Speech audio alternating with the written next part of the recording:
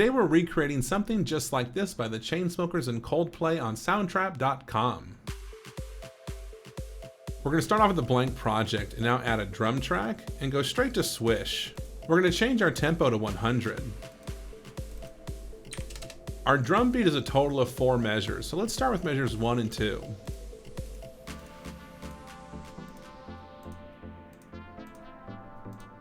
To get to 3 and 4, you can press Shift on your keyboard and roll the wheel. Measures 3 and 4 are fairly similar, but just a tiny different in the second half. I'm now going to select all 4, right-click, and hit Merge Regions. I'm now going to add a fair bit of reverb, which might sound weird now, but in the mix it'll really help out. The next tracks are totally your call. We just need to make this snare sound bigger, so you can pick any snares that you want off of any of the drum kits just to make the snare pop more. I'm going to pick 2, but you could pick any 2 or 3 or 10 that you want.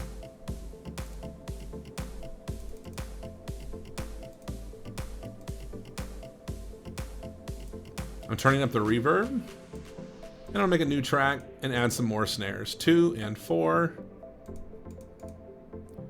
For anyone using the free sounds, it could be any snares or any sounds that you want.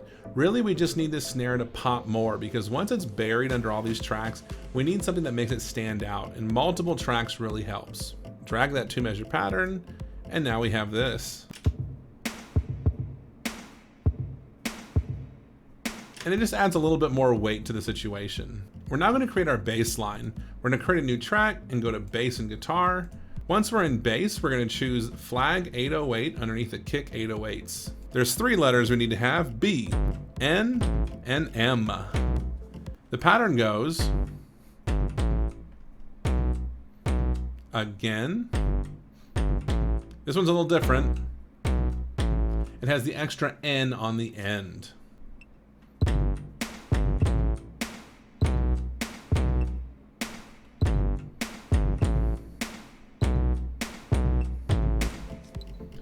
And that's our bass pattern.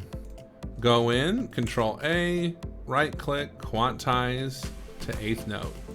Go to the instrument section, and we're gonna take some of the attack off. What this means, it's gonna lower how hard it hits and make it kind of round in. It kind of goes wah instead of a hard paw. It's gonna go wah. A little bit more like the sound that they create in the song. Take a second now to listen to your track and mix in the bass part to match the kick of the drum set. We don't want it to be too loud. We want the 808 and the kick drum to sound like the same instrument. Also, take this time to drag your loop cursor to measure 4 and turn the loop on. From this point forward, everything I'm going to show you is just what I hear. The beauty of this music is that there's probably so many layers that we can't even hear or comprehend on a first or second listen. So I'm just going to show what I'm hearing when I listen to this song. The next thing I want to add is ambience, and that's just sound in the background that kind of fills in the silence. We're going to add a new instrument and go to synth lead, and at the top you can just type in leadish. And now we're going to play the 3 chords that make up the song. Chord number 1 is a G9 chord, which means it's a G major chord with A added in. And we're going to play this the first 2 beats of this section. The next chord we have is an A4 chord. That's A, C sharp, D, and E. We're going to hold this the second 2 beats.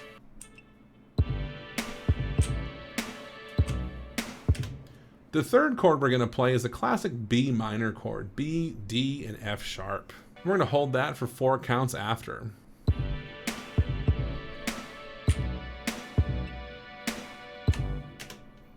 I'm now going to trim my part so it's only half the time. Take it into the piano roll, hit Control A, right click, quantize to the half note, and then drag my loop out to fill in the rest so I don't have to record it twice. Super cool. Now you can see I've already moved my volume knob to bring it down, but I want you to give your own project a listen and bring the leadish volume down until it just barely is audible. We don't want it to have too much room in this song. It's really just to fill in the gaps. Still on the topic of sounds that we hear in the background, we're going to add another synthesizer, and we're going to search for clean bell. This one's very easy. We're going to play double F sharp, G, and 3. We're going to press and hold those for 16 counts.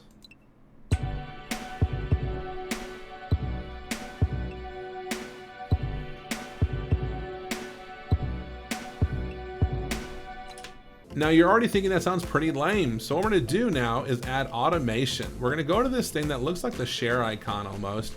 We're gonna bring that down. We're gonna hit the plus sign automation and we're gonna add volume. We're gonna create a dot on the left and drag it all the way down so it's at the bottom. Now we're gonna go very close to the middle and click a new dot. We're gonna drag that dot up high to almost the top, create a new dot and reset to 0 on measure 3. I'm gonna do this again at the ending. This will create a crescendo for that F sharp to only gradually come into the song as we're listening.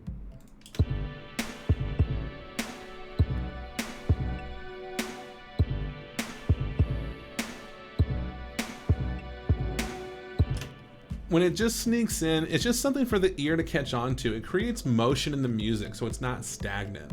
To hide the automation, just click the same button again and it'll go away. We're now gonna add another synthesizer. Go to your synthesizers for new instrument and search popcorn. During the real song, there's this melodic tom going on in the background that builds energy. It's like a running 16th note. So we're gonna try and recreate that with this synthesizer. We're gonna go down an octave and we're gonna play X. We need 4 measures of 16th notes. You could go to the piano roll and click all of them in, but something that would be more fun would be to try and play them all in with just tapping X as fast as you can. So let's try that method.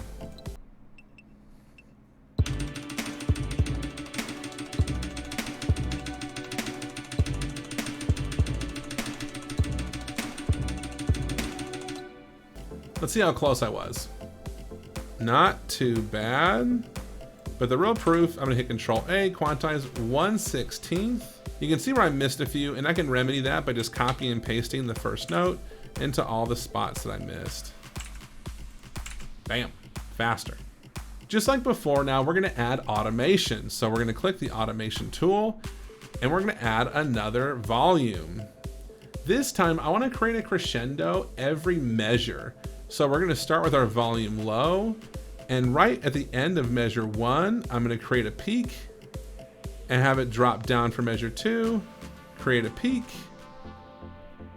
and do this for all 4 measures so that there's motion, there's building towards each measure and then a drop off. And it's okay if they're not perfect. It really is kind of just like cooking, it's to taste, whatever you want it to sound like. In the real version of this song, they use what's called a sidechain. And when something is loud, let's say a bass drum, it tells the other tracks to back off to create room for the bass drum.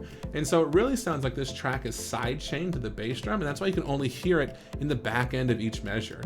Again, the peak volume should just be barely audible. We want this sneaking out of the texture of the drum beat into your ears, just a little hint that something's going on.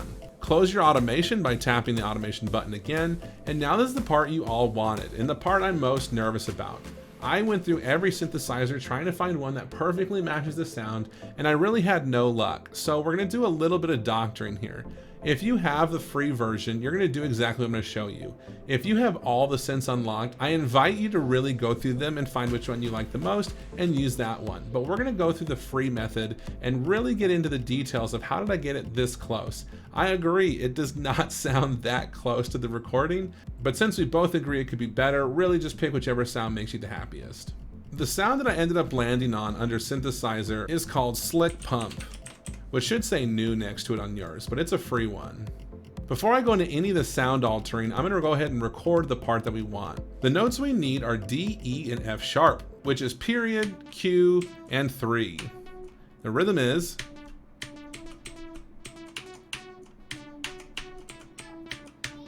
and it really has this laid back vibe, and you don't have to worry about playing it perfectly to the song because we're gonna fix that when we quantize.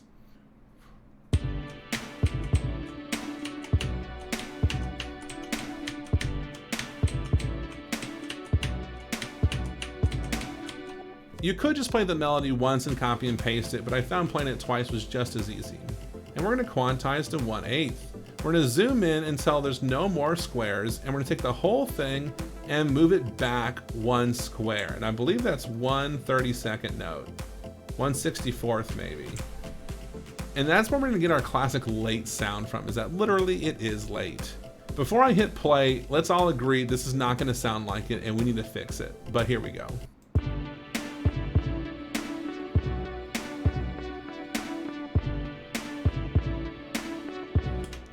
So the first thing that's wrong is that there's an echo. We need to get rid of the echo, and we need to create a little bit more pizzazz in this sound. Go to Instrument and go to Effects, which is on the right side. In the middle, we see stereo delay. We're just gonna turn that off, or you can power it off or hit the X. We're gonna take all the bass out, and we're gonna turn the treble up high. We're gonna add the effect of brighter, and turn brighter up however far you want. It's now gonna get a little bit more interesting. Let's go to Tweak. Turn our attack filter up. Turn the sustain up. Now go to Amp Envelope and turn that attack up. Turn sustain and release all the way off. Go to LFO2 and turn off sync and power it off. Move your gain to almost all the way. Let's see what it sounds like now.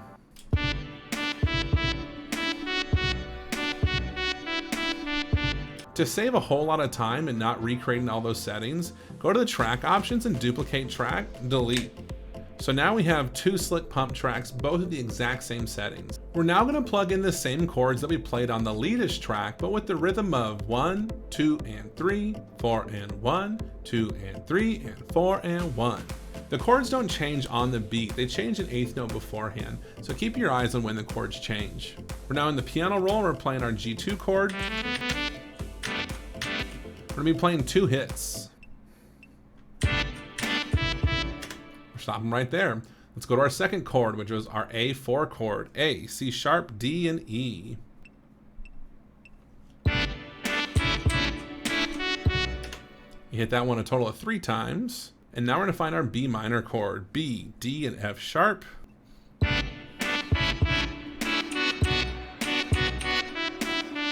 We're now gonna go back to our second chord, our A4 chord. We're gonna put 2 of those at the end.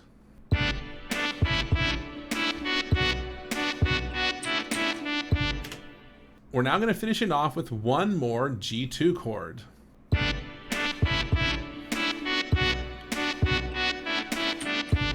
We snuck it right in before the ending. We're gonna shorten our loop to only 2 measures. Go in, Control A, right click, eighth notes, zoom in real far, take everything back 1 square. Now go and drag this out for a total of 4 measures. And we have this.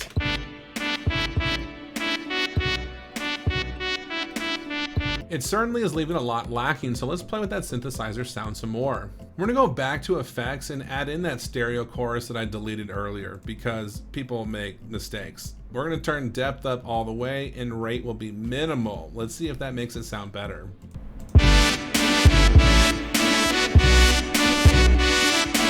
This is probably one of the more difficult projects that I've worked on, and it's mostly because there's so much going on. If I could really replicate this music in a free software, then it wouldn't be as special as it really is, which is why we love it so much, because a lot of musicians listen to this stuff and think, man, how do these guys always come up with new ideas? How do they keep their music on the cutting edge is something I'm always asking myself.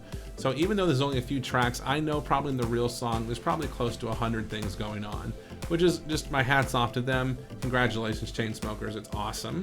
It's not really the final product I wish it could have been, but hopefully it gave you enough insight to see what's really going on. There's of course a lot more, but this is just a little taste. If you can come up with a better synthesizer sound, please share with me how you did it, because I would love to sound better on my own. I hope you learned something, and I'll see you later.